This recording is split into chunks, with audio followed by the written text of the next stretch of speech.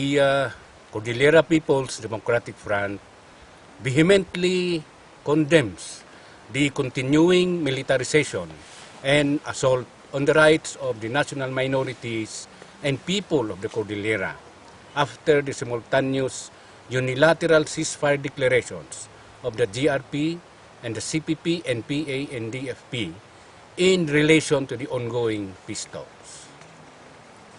Oplan Bayanihan is continuously carried out by the units of the AFP and PNP in the Cordillera. These offensive counterinsurgency operations and activities are clear indications of the reactionary government's insincerity and utter disregard of the Filipino people's popular clamor for genuine and just peace under the Duterte's administration.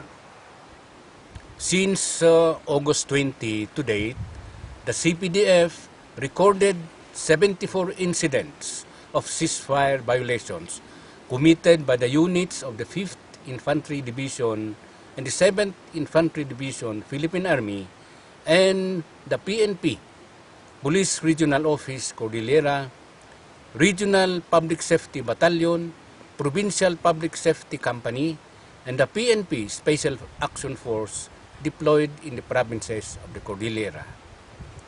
These violations take the form of continuing combat, intelligence, CYWAR, civil military operations, and CAFGO recruitment, which cover 64 barangays in 17 towns of Abra, Ifugao, Kalinga, Mountain Province, Uptown, Ilocos, and the tri-boundaries of Ifugao, Benguet, and Nueva Vizcaya. In Ifugao, combat operations conducted by the 54th Infantry Battalion and the 51st and 53rd Reconnoissance of the 5th Infantry Division since July 17 in the villages of Asipulo, Tinok, and Ambagyo forced the Red Fighters of the Nona del Rosario Command of the NPA to engage in an inevitable firefight with them on August 14 to defend the revolutionary mass base against the onslaught of the enemy troops, although there was no casualty on either sides. The AFP deployed more troops operating in 18 columns combing the barangays of Ifugao and nearby Nueva Vizcaya. Their CYWAR and civil military peace and development teams proceeded to occupy the barangays of Pula and Kawayan in Asipulo, Gumhang and Binablayan in Tinok, Duli and Amueg in Ambagyo, Nueva Vizcaya, and Katlubong, Bugyas in adjacent Benguet Province on the second week of September up to the present. In the tri-boundary of Abra, Mountain Province, and Ilocos, forces of the 81st Infantry Battalion conducted a 3-column combat operation that started in August 14 in the barangays of Lamag, Quirino, Ilocos, Tubtuba, and Alangtin in Tubo, Abra, and pursued the same even after the simultaneous declaration of the unilateral ceasefire on August 21st, deliberately to search and attack units of the NPA in the area. Peace and development teams followed suit to carry out CYWAR and civil military operations in the barangays of Namitpit, Legleg, Malidag, and Itub, all in Quirino, Ilocos, and still remain to this day in the said areas. In Kalinga, a platoon of the 58th Infantry Battalion remained in camp since 2015 in the barangays of Pantikyan, Alingag, and Poblacion Balbalan until the present. It launched a combat operation on August 1st until October 8 that combed the barangays of Limos, Apatan, Baay, and Wagud, all in Pinukpok, and simultaneously unleashed their PDT units that occupied the barangays of Alingag and Pantikyan in Balbalan, Limos, Balayangon, Bayaw, Apatan, and Tappo in Pinukpok, Uma, and Tanglag in Lubwagan from August 2 up to October 1st. In the said operation, Darwin Matias, a youth from Apatan, was mauled by troopers with no apparent reason. They also illegally entered and searched the house of Rosenda Ambacan on August 8 on the suspicion that she was harboring NPA Red Fighters inside her house. Last September 11, joint operatives of the 50th Infantry Battalion and the PNP Special Action Force arrested Marcos Lino Agalaw of Sitio Kudkudwi, Barangay Gawaan, Balbalan, Kalinga for a trump-up charge on illegal drugs. The arresting troops planted prohibited drugs inside his pocket. The 73-year-old victim, a retired NPA Red Fighter since 2012, due to old age and severe health reasons, is currently detained at the provincial jail in Tabuk, Kalinga. In Abra, PDT troops of the 24th Infantry Battalion remain in camp since April until September at barangays Lingoy, Lamao, and Dukligan. On the third week of September, they occupied barangays Basar and Sakaang in Salapadan until today. At the same time, a composite unit from the 24th Infantry Battalion and PNP Abra arbitrarily arrested 4 hunter civilians of Bila-Bila sa Lapadan, confiscated their hunting weapons on the false accusation that they are NPA Red Fighters.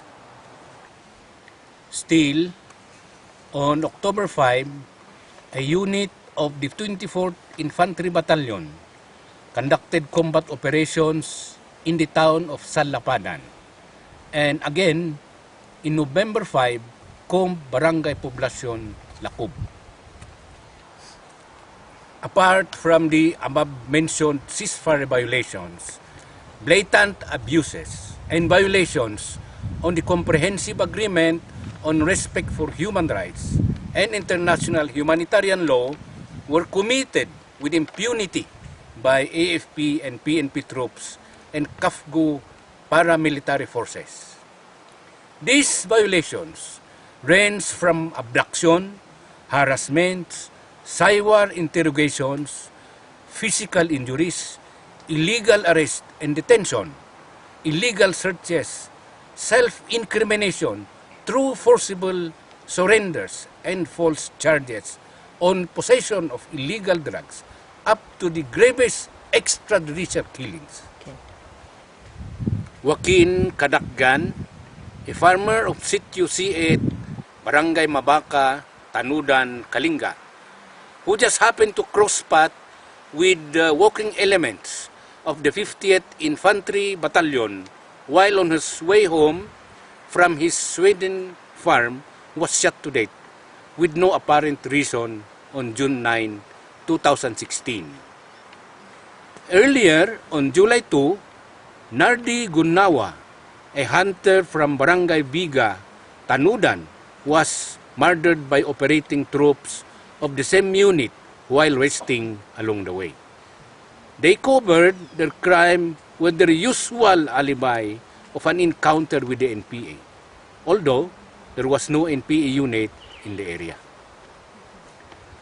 On June 26, 2016, in Abra, troopers of the 24th Infantry Battalion abducted Gregorio Bello, Jeffrey Wayagwag, T.D. Wayagwag, Marvin Dugayen, and Amos Dugayen, all hunters from Duldulaw, Malibkong.